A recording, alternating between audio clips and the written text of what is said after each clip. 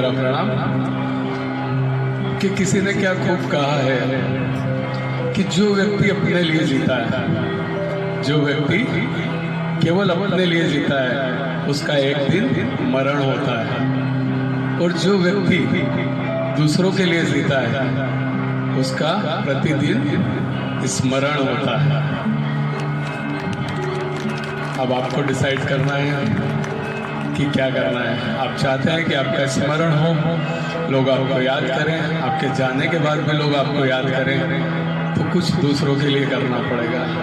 वो कहते हैं ना कि सिर्फ जिए अपने लिए तो क्या जिए, कि सिर्फ जिए अपने लिए तो क्या जिए, जी सके तो जी हजारों के लिए, तभी आपका जीवन सार्थक होगा। नहीं तो वो तो जानवर लोग भी जीते हैं स्वयं के लिए, तो सार्थक जीवन करना है तो कुछ बातों को उतारना पड़ेगा। एक आज कुछ अच्छी बातें हम करते हैं। मैं आपसे एक क्वेश्चन करता हूँ, उसका जवाब दीजिएगा कि कौन व्यक्ति सफल होता है। मैं आपको कुछ ऑप्शन दूंगा, उनमें से आपको बताना है। क्या सही दिशा में काम करने वाला व्यक्ति सफल होता है? सेकंड, सही तरीके से काम करने वाला व्यक्ति सफल होता है, या सही समय पर काम करने वाला व्यक्ति सफल होता है? बताइए। सही समय पे, बहुत बढ़िया। मतलब दिशा गलत हो कर लेगा, वो बम्बई जाना है उसको, सही समय पे बैठ भी गया पर दिल्ली वाली ट्रेन में बैठा है तो पहुंच जाएगा। हाँ जी, बताएं सर। ये माइक ले जा सकते हैं आप। हेलो। हाँ जी। सही समय जाना तो तय है कि इंदौर जाना है, अगर मैं सही समय पे नहीं उठा तो ट्रेन कैसे पकड़ूंगा? हाँ, बहुत बढ़िया। चलिए, सही समय पर सही दिशा नहीं चाहिए, तीनों चाहिए, तो उसमें आगे ना, सही समय पे सब आगे, तीनों आगे। नहीं, तीनों सही चाहिए। दिशा समय मैंने तय कर लिया कि इंदौर जाना है, तो मेरा टाइम पे तो उठना जरूरी है। मैं टाइम पे ही नहीं उठूंगा तो दिशा और समय का टाइम महत्व ही नहीं रहेगा। बहुत बढ़िया। मैं आपकी इस बात का भी जवाब दूंगा, और को बोलने दीजिए। हाँ जी, कहना कि तीनों सही है। बहुत बढ़िया। एक बार इनके लिए जोरदार तालियां। एक चीज से नहीं, तीनों प्रयोग जरूरी है। सही समय, सही दिशा और सही तरीका, तो ही अपन सफल हो सकते हैं। एक कहानी से आज मैं आपको बताता हूँ। बहुत सारी कहानियां हैं, लेकिन एक बहुत अच्छी कहानी मैं आपको सुनाता हूँ कि किस तरह ये फार्मूला उसके ऊपर लागू होगा। एक गांव था, वहां पर एक व्यक्ति था, बहुत अल्कोहल लेता था, बहुत रात को रोज अल्कोहल लेके अपनी पत्नी को बहुत मारता था, बहुत प्रताड़ित कर रखा था उसने अपनी पत्नी को।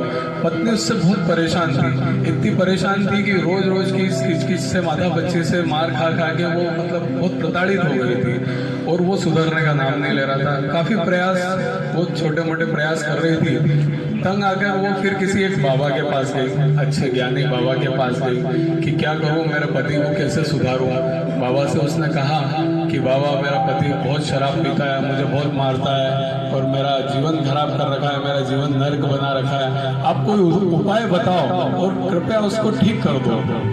बाबा पूरी बात सुनता है, और बाबा जी कहते हैं कि एक काम कर, मैं तेरे पति को ठीक कर दूंगा, लेकिन एक चैलेंज है जो तुझे लेना पड़ेगा। बोले, क्या चैलेंज है? बोले, ये है, तुझे जिंदा शेर की मूंछ का एक बाल लेके आना है। अगर तू वो बाल लेके आ जाएगी तो मैं तेरे पति को ठीक कर दूंगा। बोले, क्या संभव है जिंदा शेर की मूंछ का बाल लाना? मतलब बहुत टेढ़ा काम है। बोले, तो फिर सोच ले, तेरे को नरक में जीना है कि ये करना है? मर तो तू वैसे भी रही है। तो ठीक है, काफी समझाइश के बाद आपस में उनकी बात होती है। उसके बाद वो तय कर लेती है कि अब मैं जिंदा शेर की मूंछ का बाल लेकर ही आऊंगी। ठीक है, अब घर से वो क्या करती है, एक अच्छा मांस का टुकड़ा लेती है कि कहीं शेर मिल जाएगा तो उसको कुछ खिलाऊंगी, दोस्ती करूंगी तभी तो मूंछ का बाल लेके आ पाऊंगी। अच्छा एक फ्रेश मांस का टुकड़ा वो लेती है अपने साथ और निकल जाती है जंगल की तरफ।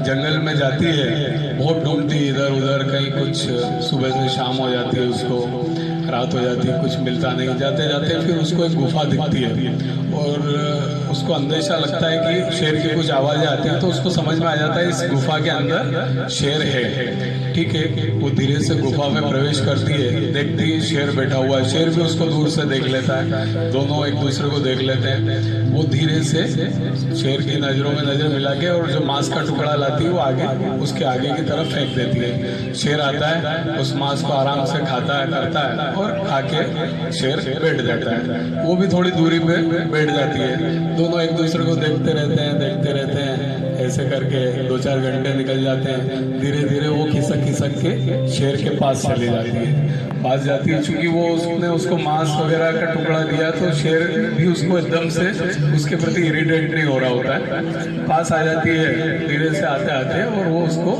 हाथ फेरने तक आ जाती है कि शेर के ऊपर हाथ फेरने लगती है। ठीक है, दोनों के बीच थोड़े चूंकि बहुत समय हो जाता है और उसने उसको तो एक थोड़ा सा दोनों के बीच दोस्ती की तरह मामला हो जाता है कि शेर भी उसको कुछ नहीं करता है और वो उसके पास बैठ जाती है, उसको सहलाने लगती है। धीरे धीरे ऐसे एक आध दिन बीत जाता है, उनकी दोस्ती थोड़ी और अच्छी हो जाती है। और जब शेर सोता रहता है तब धीरे से वो डरते जो भी है उसकी मूंछ का एक बाल निकाल लेती है और धीरे से उठकर चली जाती है। उठकर चले जाने के बाद बहुत पेचीदा मामला था, इतना आसान नहीं था शेर का बाल लाना, लेकिन चूंकि मरता क्या ना करता, उसको अपने पति को ठीक करना था तो उसने ये इतना बड़ा टास्क लिया। ठीक है, शेर की मूंछ का बाल लेके आती है और उसी बाबा के पास जाती है कि बाबा ये लो, मैं शेर की मूंछ का जिंदा शेर की मूंछ का बाल लेके आ गई, अब जल्दी से मेरे पति को ठीक कर दो। ठीक है, बाबा वो बाल हाथ में लेता है और पास में अग्नि जलती रहती है, ये जो अग्नि वो बाल उसमें डाल देता है। तो वो बड़ी वो हो जाती है, गुस्सा हो जाती है कि मैं मेरी पूरी जान पे खेल नहीं बना सकती।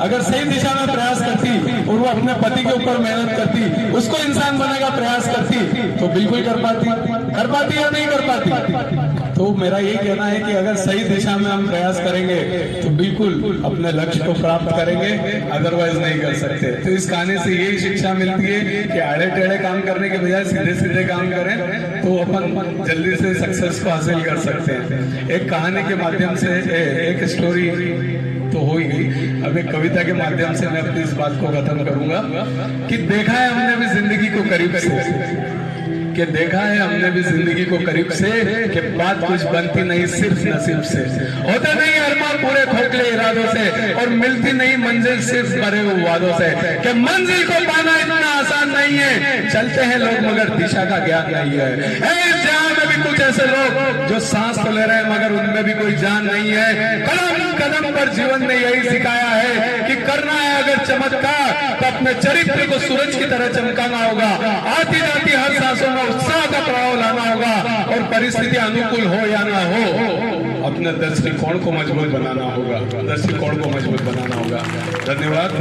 आज का ये सेशन यही अपन विराम देते हैं और नाभि झटके के प्रथम प्रयोग में प्रवेश करते हैं। कृपया सभी लोग अपने स्थान पर खड़े